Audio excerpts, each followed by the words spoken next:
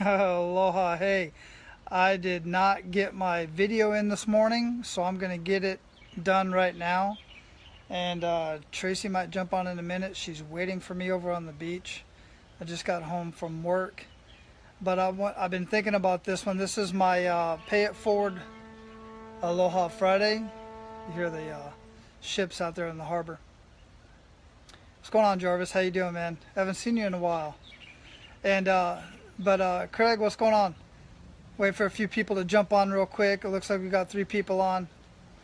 I'm going to prove to you right now that you're... John, what's up, man? How's everything going? Let's see what everybody's saying.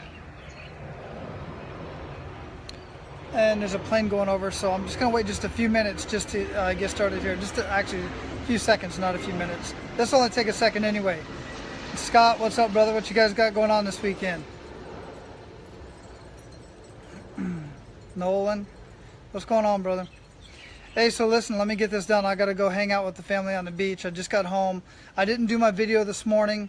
Running kind of late. I was messing around. I slept in a little bit. But I wanted to get this done because this is something I've been thinking about. And I say this all the time. Your mind really knows no difference between imagination and reality. And so here's what I want you to do, just to prove a point. In just one way, and I'm going to break it down and tell you what it means to you specifically. Hold in your hand, imaginary right now, hold in your hand a lemon. And you can smell the lemon, you just cut it, juices are still running out of it. Now, as you holding that lemon and you imagine that lemon in your hand, hold it up to your mouth and take a bite into, just a big bite into that lemon. Right now, if you're being honest with yourself, as you're biting into that lemon, what's happening? Saliva starts building up in your mouth. Because the brain, you're telling your brain that you're holding that lemon up to your mouth and you feel the saliva, your lips might even be puckering a little bit. And the reason why I bring that up is because, and why is it important for you to know that your mind knows no difference between imagination and reality, is many, many years ago, I was in Sinai, Egypt, and I was going to be a part of a team, or I was a part of a team, a captain of one of the teams for the Multination Forces and Observers competition. Fiji had won this thing for 14 years in a row, and Colonel Petraeus at the time, who was my brigade commander at the time, he was a colonel, not a general, and he really wanted United States to win this year. He wanted 82nd, 3rd of the 504th Parachute Infantry Regiment to win that year. So he brought in an expert that sat us all down and had us go through this, basically the process of the competition in our minds. We laid in a quiet room, darkened room. It was actually one of the restaurants that was out there, like a dining facility type of thing.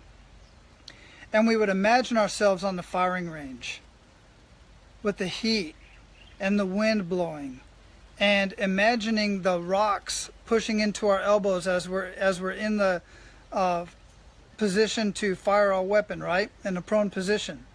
And imagine squeezing the trigger and imagining the weapon pushing against your, recoiling against your shoulder, that whole bit. We did that for several weeks. We did that for every single event. We imagined this. We blew that competition out of the water. We won that competition. I just happened to be the team captain of the team that had the highest scoring points in the history of those games. And we used our imagination.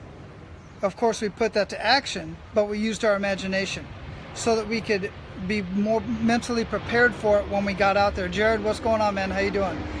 And it was truly amazing. And I've seen this happen time and time again in my life. Aloha, Jared.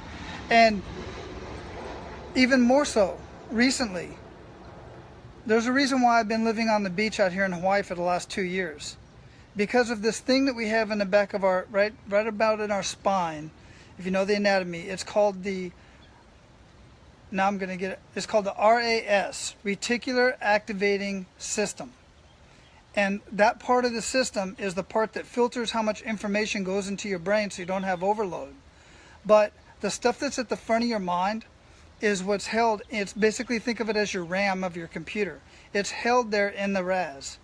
And what that means is is, say for instance, and this is one of the perfect scenarios of this, is when you think of a car that you want a new car, maybe it's a, I don't know, a Volkswagen, or maybe a Tesla, or even something rare, and you want that particular color.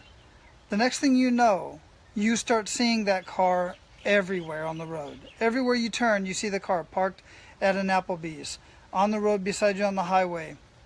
Everywhere you go, you see the commercials. Here's the thing, those cars have always been there. It's just now that your RAS has been activated and you've put that into your mind, now you see it everywhere. And eventually, if you continue to put that in your mind, it will manifest. Of course, you have to take action on it, but it will manifest. I laid in my cot in Albania for about 5 months, and above my cot in the mosquito net was a picture of my family, an aquarium, and a picture of Hawaii, because I always wanted to go to Hawaii.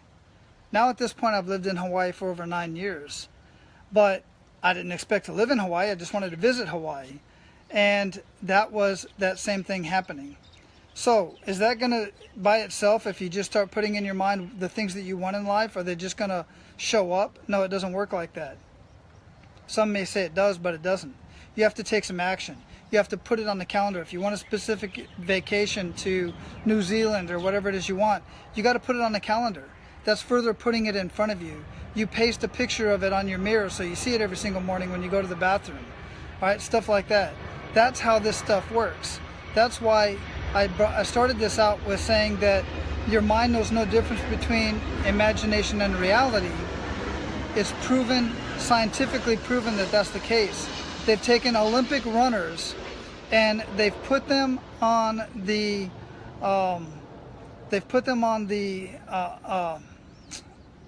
they basically just sat them down in a chair, or they laid them down like I was talking about earlier. They put all the wires all over their head so they can monitor their brain waves. They had them think of themselves getting into the starting blocks. Think of themselves when the anticipation for the gun to fire off, and then the gun fire off, and then they think of themselves running down the track through the finish line. And they found that when they did that, the same brain waves, heart rate, everything fired to the same exact target and to the same exact extent as when they were actually running the race. So you can use this in your day-to-day activities. But again, write it down, put it on the calendar, take action. All right, I hope this has been helpful to you. I'm going to be posting this on my blog. I'll write it all out and I have it on the blog. And then, of course, I put it out on YouTube as well. I'm out. I appreciate you guys. I'm going to go spend some time on the beach with the family. And hope you guys have an amazing weekend. Kevin, thank you. I appreciate that. You are awesome, man. Aloha. Take care.